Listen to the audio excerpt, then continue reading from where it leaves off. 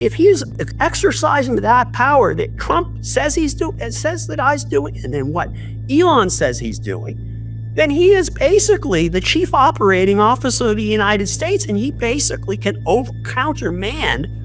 He reports directly to the president, and not only that, he can tell cabinet agencies what to do. That's somebody who has to be confirmed by the Senate to an office created by the Congress of the United States, period. Hello, everyone, and welcome to George Conway Explains It All to Sarah. I'm Sarah Longwell, publisher of the Bulwark. And because I'm not a lawyer, I've asked my good friend George Conway to explain all the illegal news to me, because it is all illegal. Right, it's all illegal. Virtually all of it. So, I can't think of any that's legal. Well, here's the thing. Part of the reason that I think we're dealing with so much illegal news, Donald Trump gave us a tweet over the weekend that laid out his framework for how he thinks about the law. He went to Truth Social and to X and said, "He who saves his country does not violate any law," which is a quotation typically attributed to Napoleon. So George, you and I are not violating any law. I think we're good. Because we are saving the country. Right. This is one of those things where, like, the law. This is what's interesting, right? And maybe you could probably explain this better than I can. And like a Rashomon. The law is a precise thing, right? Whereas it is subjective, the idea that one is saving one's country. We do believe that we are in the right. Yes. And that what we are doing is an attempt to beat back an attack on liberal democracy. But Trump believes that he's saving the country. Right. Sure. So here's the rub. He doesn't think there's anybody else in the world other than him. Right. Because he is the world's ultimate narcissist. So in his universe, he is the only person, and he is certainly the only person that matters. We don't really exist. We are just sort of objects of, we're like the trees outside. And so therefore he can violate no laws because he is the law. He interprets the law.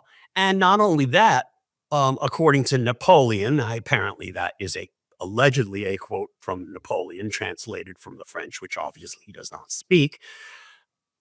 He is saving the country. And therefore, from Sleepy Joe, who was out there just running amok over everything because he was so energetic.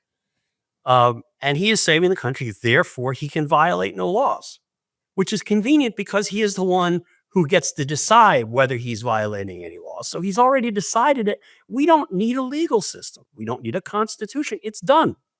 Life is very easy in the world of Trump.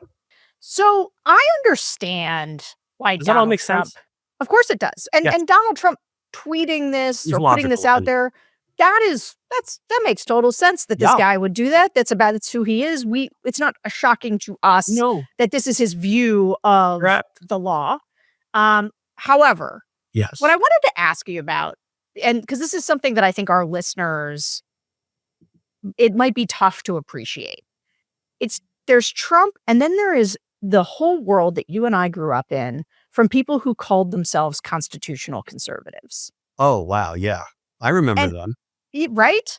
And this is the kind of thing, I don't know how much more deeply I could express this sentiment being anathema to the entire conservative legal community, philosophical community, like every think tank, everybody this would have been singularly alone disqualifying to the people who were our colleagues for so many years. So can you explain why? But hold on, I want to know why people aren't more alarmed by this in the conservative legal community. Well, it's sort of an interesting thing because I had a conversation yesterday with a friend who was not part of the conservative legal movement, and I'm going to be very careful about how I describe these people so as not to divulge your confidence, but I thought it was interesting. This person I was speaking to was not a liberal,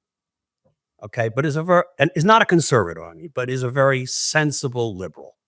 a middle of the road liberal who has respect for a lot of conservative lawyers, has a very prominent role in the litigation system here in Washington, D.C., and does appellate work and so on. And that person, I call that person to ask about a colleague of that person's who was working in the administration, also very smart, very younger, but very, very similarly situated in terms of professional pedigree. And I said, how could that person do that? I knew that person from private practice. I knew both of them. I knew some other people from many years ago. And I thought the other person, the younger person, was a sensible conservative and honorable and decent. And that person is now working in the administration. I'm not going to say where, but it's a reasonably prominent position in the administration. Most people wouldn't know, couldn't identify that person. But, and I said, how can that person do that? And, the ultimate answer was ambition. That younger person went to Mar-a-Lago and kissed the ring and is now in a position to affect matters. And, it was very, very disappointing to me because I thought that person was, honorable and sensible and but the only game in town for a conservative lawyer like that who has ambitions, maybe wants to become a judge, is through this administration. And so that's that person's story. At the same time, the non-conservative person I was talking to has some work that a person does with another lawyer who has been in the conservative legal movement, a very prominent lawyer, a very conservative constitutionalist, and you would recognize this name. And the person I was talking to, the non-conservative person, I should just give them names, said of this stalwart, longtime conservative constitutionalist whose name you would recognize, that person's very upset about Trump, is disgusted by Trump, despises Trump, but has never gone publicly on the record about that. And thinks that Trump, the Constitution, sadly, was not designed to deal with such a person and that we are in grave, grave danger. But that person doesn't speak out. And why? I'd love to ask that person. I don't know. I can't. And that's where we are. We have people who are deciding that the only way for their advancement is through the administration, and other people who are appalled by it, but who remain silent. Maybe for professional reasons, maybe because they think they can't have an effect, maybe because they don't want to lose friends on the right. I don't know. And that's sort of the schism that we see on the right. And then there are a few lawyers who basically have come out, like the members of the Society for the Rule of Law. A lot of them actually are Reagan administration veterans. I think there is a generational Yeah. I think there is actually a generational split. The most vocal people about how appalling Trump is are people who were in the Justice Department or were in the legal, were young hotshots in the 80s and early 90s. And then there's a group that just kind of exhausted of stuff, and they're a lot quieter. And then there's the young group where people, I think, maybe are tuned out, or they decided they're not part of this movement, or they are part of the movement and they've quietly gone along with it, or they've just decided, I need to make money for my family, and so I'm just gonna hang out at, I don't know, pick a law firm, pick your Covington or Arlington Port or Arnold Port, any of your usual suspect law firms, and I'm just gonna, I just have to do my thing because I can't do it in government service right now, and I may never be able to, and I have a family and I have mouths to feed. So that's where, does that answer your question? That's my So best I think description it of answers a part of my typography question. of conservative lawyerdom. Yeah, so that answers part of my question, really on sort of the individual motivations. But what do you do, like the Federalist Society gathers? How do they look each other in the eye And how do they evaluate somebody who's openly flouting the rule of law? Who says I'm they're not like the right. I'm sorry, I'm answering your question before you finished it. I'm not the right person to ask that question because I have not gone to a Federalist Society event in a number of years. I did when we first formed Society for the Rule of Law in its original 1.0 incarnation called Checks and Balances. I went to the Federal Society event that year, and I got a lot of positive feedback from young lawyers, but including some in the administration. And I actually learned from one of those young lawyers that I had a lot of fans. This was 2018, as you may recall, because you were very helpful in the formation of Checks and Balances. I had fans apparently of my Twitter feed in the freaking White House counsel's office because they were the ones dealing with the lunacy there. But it's exhausting to me to sort of go and just talk to these people. Other people have done it. Our mutual friend, some of our mutual friends have done it. They have maintained their contacts, and I think we should maybe have some of those people on to see what they say about it. And I do think we're getting some people back at the Principal's First conference is this weekend, and I'm really kind of pleased to see that Chris Christie was never a Federal Society type, but he's going to speak. We're getting some of these people back. I think we're going to get some more back, but I do think most people are just going to just sort of ride it out and just hope for the best. And at this point, I don't know that they can do anything that's helpful because I think I don't know. Let's talk about some people who are doing something helpful, because last week, right, we talked a lot about the federal prosecutors of New York Mayor Eric Adams and the subsequent resignations of the interim U.S. attorney for the Southern District of New York, Danielle Sassoon, who, we should get her to come to Principals First because that is a real Principals First move she did there. But while we were recording last week, my understanding is she doesn't intend. I mean, maybe she's not going to do anything public. Podcast. My understanding, like third hand, is that she's not doing any public appearances. That may be because she happened to be 8.5 months pregnant when all this happened. Whoa. Maybe just like, she wants to sort of, this isn't, being an activist wasn't the life she wants to lead. She wanted to be a hardworking federal prosecutor putting bad guys in jail, and now she can't do that. And she's got kids and, going out on the hustings and giving speeches is, not a lot of people want to really do that. And, I can't really blame people like that. But somebody's got to get out there. And it shouldn't just, we need more people out there to do it. On the other hand, at the end of the day, the time to do that was a few years ago. We're now sort of at the point where, as I've said, marching in the streets is the likely outcome.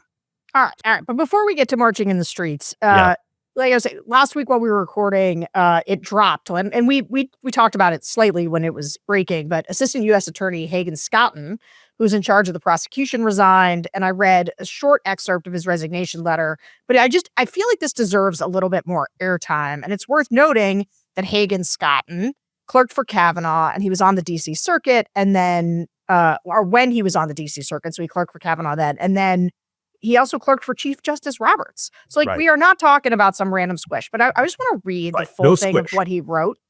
He said, "There is a tradition in public service of resigning in a last-ditch effort to head off a serious mistake. Some will view the mistake you are committing here in the light of their generally negative views of the new administration. I do not share those views," meaning he's not just reflexively negative on the administration. Right. He's kind of saying he's a little bit of a Trumper there. Yeah. So he's saying that up front. Kind of defending the president when you get to the next couple sentences.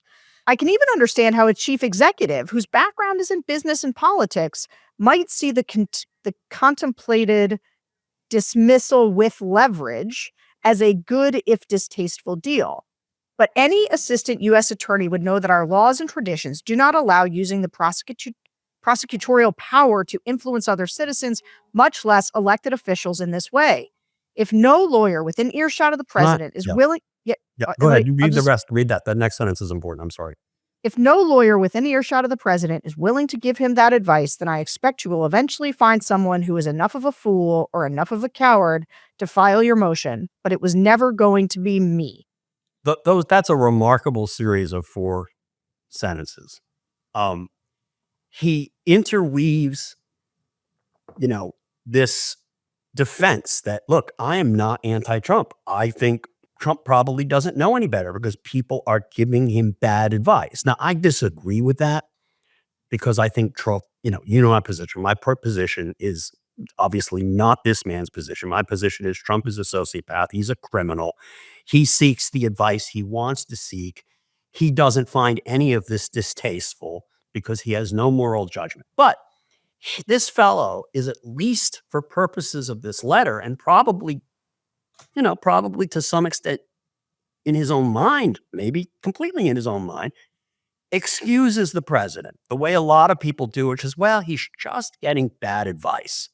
Like, I know somebody whose name I won't mention, but you probably know who it is, who kept saying, oh, the wrong people kept going in there. And, he listened to these bad people, kept getting access to him during the run up to January 6th. Like, no, no, no. He let those people in and he ignored the people who were telling him what the law actually was. But that said, it's a remarkable thing that this fellow did here to say, this is really, really bad. I'm not going to blame it on the big guy. I'm going to blame it on the people in between. You, Mr. Bove, and the other people who are either not there or there, but not failing to give the president the advice that I know he would take, which is, I know he'd obey the law if I told him that, well, this is the law. And, it's a sort of a remarkable, it strengthens his argument in a way, because it gives it, he's trying to bolster his credibility on the right by saying, I'm not an anti-Trumper. I'm a pro-Trumper. I just think he's being misled. And, it's at once schizophrenic, yet at the same time, it's powerful. Does that make any sense to you? Oh, it makes sense, and I think it's tough for sometimes people like us, I think, who were like, "Oh, I'm sorry, you Donald Trump has been telling you this is what he wants the whole time, and you still supported him," and so it gets very frustrating. At the same time, there's just no doubt that as a messenger, as a person with sort of Trumpian like, he doesn't have TDS like us. He's not out to get Trump. And he's letting Trump off the hook while at the same time making it 100% clear that what is happening is wrong, Yeah.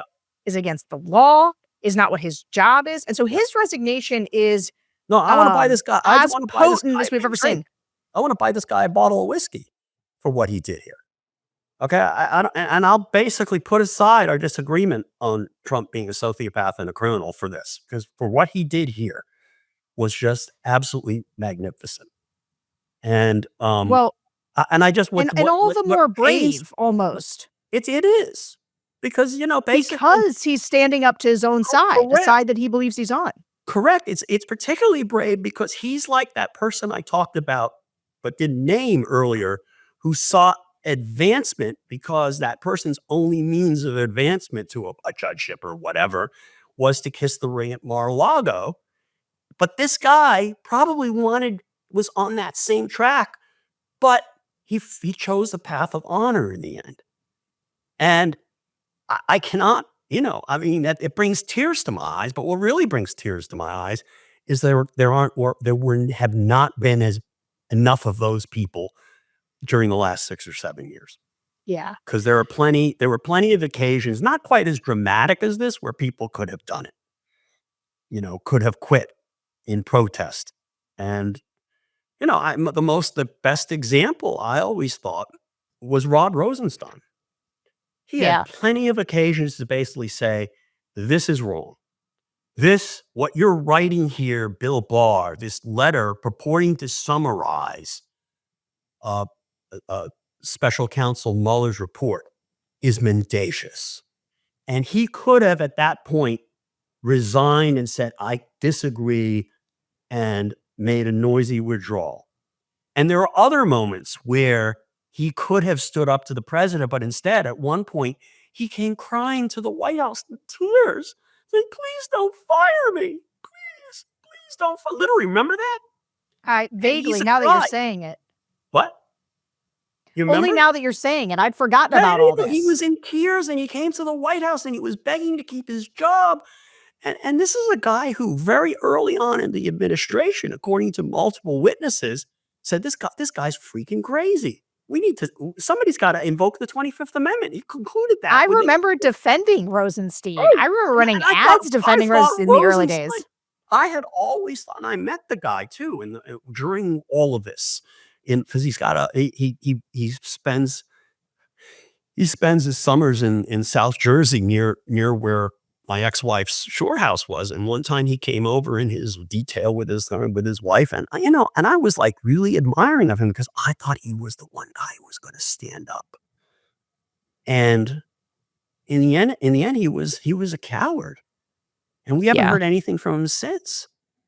And he was an example of somebody, and the irony about it is if you want to, if you're purely career oriented, he was never going to get another job. Okay. Because Trump didn't like him enough. If you were purely just motivated by self-promotion, he could have become a national hero by resigning under fire, or in protest, or at one of many things he probably could have taken objection to. He could have grandstanded. He didn't do that. I guess that in some way is admirable, but what he did in the end was just cowardly, I thought. And I hate to say it because I think he's a nice guy, but he didn't want to, anyway.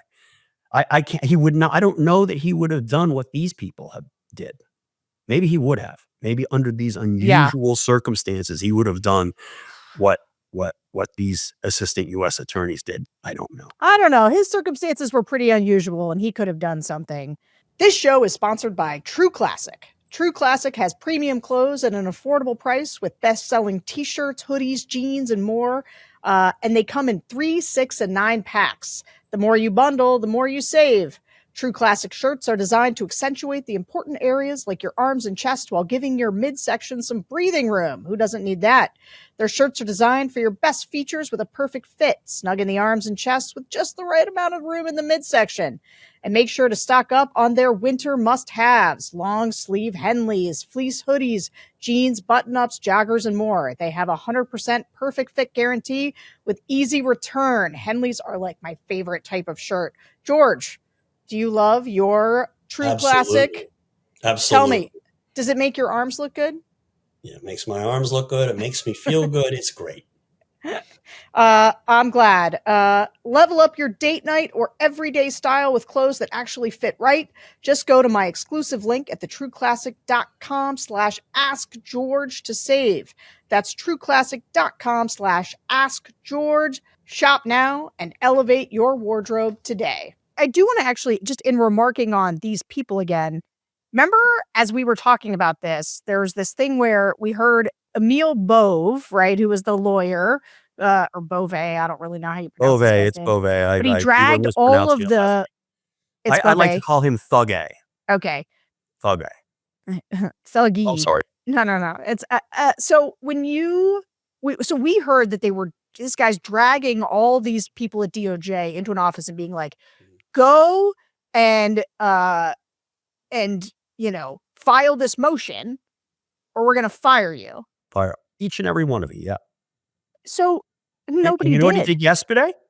What? The argument before Judge Ho on the motion to dismiss the motion to dismiss the Adams case was held. And after the argument I read, he went out and, he spoke to the press out on, I guess it was probably 500, right in front of 500 Pearl Street, where the people come out of the metal detectors in the courthouse, and the press is assembled there as they usually do for big cases. And he basically said that anybody who disagrees with anything we have to say, I'm paraphrasing, and any position of the Justice Department, I understand that there are draft resignation letters available on the websites of the New York Times and some other paper that you can just fill out. I mean, basically just telling everybody who has a conscience and who has commitment to the rule of law to get out of the Justice Department. And, I think there are going to be a lot of people who are just going to do that. I mean, it's hard because you have to find a job and the job market's going to be flooded with people. But I know a couple of friends of mine. There are a couple of people I know who are at the FBI, a couple, and they're resigning. Okay. They don't want to work for Akash Patel. And, it's sort of interesting. The collateral effects are maybe I'm going off on a tangent here, but I think this is interesting. The collateral effects of these resignations are going to make it harder for Mr. Beauvais, the thug, to enforce the edicts of the king. Because who's going to litigate all this shit? They're getting sued multiple times a day. They're probably upward. I mean, I saw a count yesterday that there's 70-something lawsuits. And they're probably, it's probably more than that at this point. They got to send lawyers out to defend all of these cases. And how many good ones are they going to have? They're not going to be all like that one, the one I mentioned, an nameless person who actually is talented. There are not that many good lawyers out there who want to work for this Justice Department.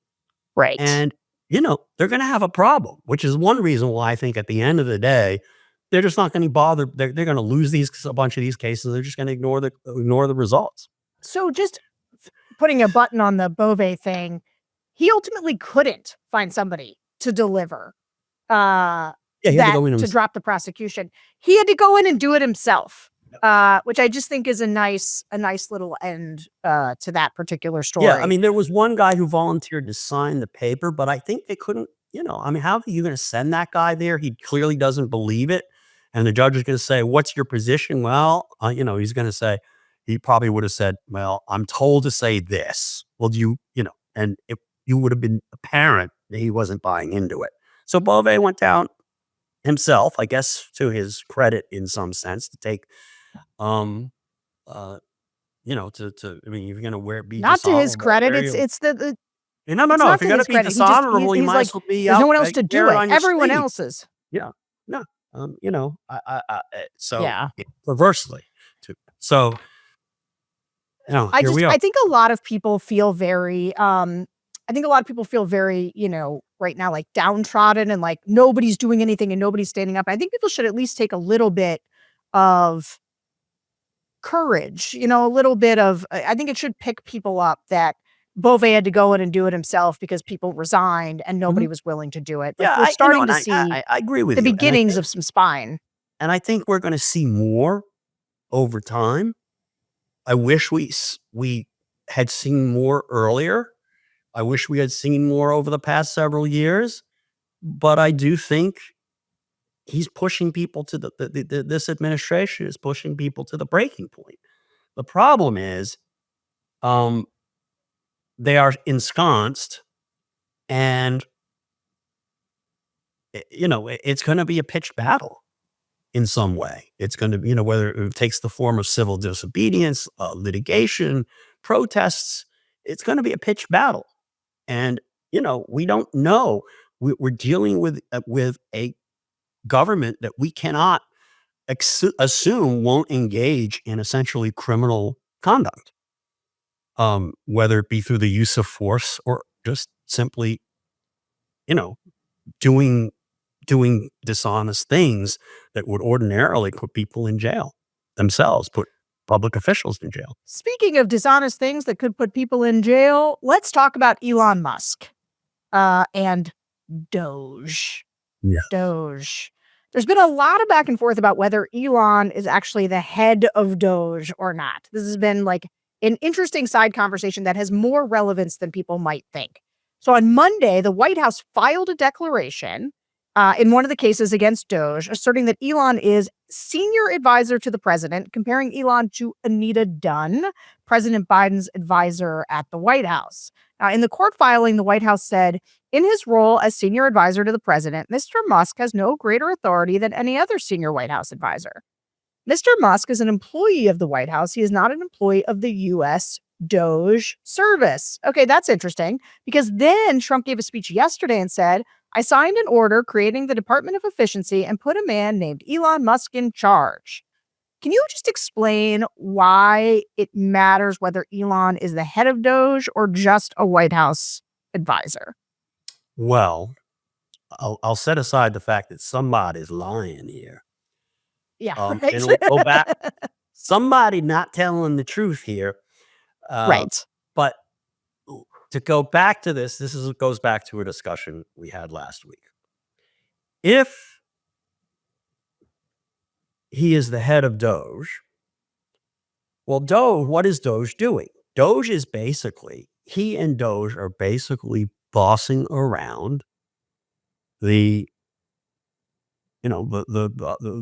various cabinet agencies, and cabinet officials are basically subordinating themselves to him. This man who, is holding joint press conferences with the president of the United States, remarkably. And that would mean that he can't just be an employee of the United States. Let's leave aside whether he's an employee of DOGE. Okay, that would mean he has to be constitutionally an officer of the United States because he's exercising significant authority. And an officer has to be someone who is appointed, at least by the president or somebody, to an office created by law. And this office has not been created by law, i.e., by legislation passed by Congress, both houses of Congress, and signed by the president. Okay? This agency, the DOGE, is a repurposed agency within the executive office of the presidency. It used to be called the United States Digital Service. I'm not sure what it did before. I think it might have had something to do with the Obamacare website way back in the day. But it's just this thing that was in the executive office of the president, created by executive order and not by any statute. Okay? And it is, the employee in charge of it, or the officer in charge of it isn't, no, it's not an officer. The person in charge of it is not an officer, cannot exercise the power of an officer under the Constitution, because that position in being in charge of this DOGE, which used to be this other thing, was not created by law and by an enactment of Congress. That's problem number one. Problem number two is that officers who are not inferior officers under the Constitution, which means they report to somebody who reports to the president, right? Like the attorney general is not an inferior officer because Pam Bondi is subordinate only to the president. So she is not an inferior officer. And what the Constitution says about cabinet type officials or heads of departments, in essence, is that they must not only be appointed by the president, but confirmed by the Senate of the United States with the advice and consent of the Senate, the famous words in the Constitution. So Elon Musk, problem number one is he can't exercise authority that's significant in the executive branch if he's not an officer, and he can't be an officer because his office wasn't created by law. That's problem one, but it gets worse. The Constitution says that that inferior officers can be appointed by the president, don't have to be confirmed by Congress, okay, by the Senate. But if you are exercising the authority of a non-inferior officer, in other words, you are not reporting to another officer, you're reporting, say, directly to the president, like the Attorney General, the Secretary of Defense, the Secretary of the Treasury, the Director of Office of Management and Budget. If you are head of a department and you report directly to the president, you are by definition, under the zillions of cases interpreting the Constitution's appointment clause, you are not an inferior officer. You are what the cases call a principal officer. You are the head of a department. And principal officers must be appointed by the president, nominated by the president, and confirmed by the Senate of the United States with the advice and consent of the Senate is the language that the Constitution uses. And of course, Elon is not that either. So these are two very, very strong and I think bulletproof arguments that would say that if Elon is exercising this kind of authority that it is alleged that he is alleging and that President Trump and Elon Musk himself are asserting that he is alleging, okay, that he is exercising, excuse me, not alleging. If he is exercising that power that Trump says he's doing, says that he's doing, and then what Elon says he's doing, then he is basically the chief operating officer of the United States, and he basically can countermand. He reports directly to the president, and not only that, he can tell cabinet agencies what to do. That's somebody who has to be confirmed by the Senate to an office created by the Congress of the United States, period. Now I'm telling you what I think of the Declaration, where they're saying, oh, he's just like Anita Dunn. He's just a regular employee. He's not even an employee of DOGE. Da-da-da-da-da-da-da-da. That's just a series of fucking lies, unless it turns out he really isn't doing anything and this is all a public relations fake out and nothing is actually happening at DOGE, which we know not to be true because people are getting pink slips left and right. Yeah, we know that's not true because they're finding that they're out there confusing millions with billions. They're out there firing everybody. Yeah, we got all kinds of things. The National Nuclear Security Administration. Oops. Hey, I'm driving. I'm transporting a nuclear weapon. I just got fired. What am I supposed to do? Just leave it at the truck stop?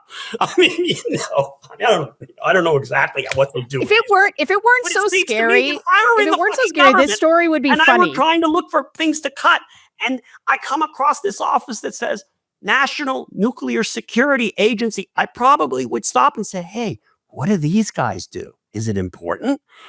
Okay, you got me really chinned up. Sorry. Sorry. What was that tweet? There was like the guy who was like, does anybody could somebody contact me if you just happen to have the nuclear weapons lying around? Because I'd really like to be a nuclear state. There was a Blue Sky post where some guy tweets or posts that says, hi, if you're one of these nuclear security guys and you got fired and you were transporting a nuclear weapon, feel free to bring it over to me. I have a big backyard and I've always wanted to be a nuclear power. Here's the thing. It would be funny if it weren't so insane. Because here's the other thing. Hey, everyone. Thanks for watching the show. If you want to catch the rest of this episode, then go become a Bulwark Plus subscriber. The link to become a subscriber is right below here in the episode description. Click on that, become a Bulwark Plus subscriber, catch the rest of the show, and support all the great work we do here at the Bulwark. Thanks, guys. Well, George Conway, he's a man with a plan. Got to sit down with Sarah Longwell, take a stand, explain all the legal problems they're piling high. With Donald Trump, oh my, oh my, oh my. He said, Sarah, let me break it down for you. There's obstruction of justice, corruption too, the legal tangles and troubles, they're growing fast. It's a storm that's gonna last.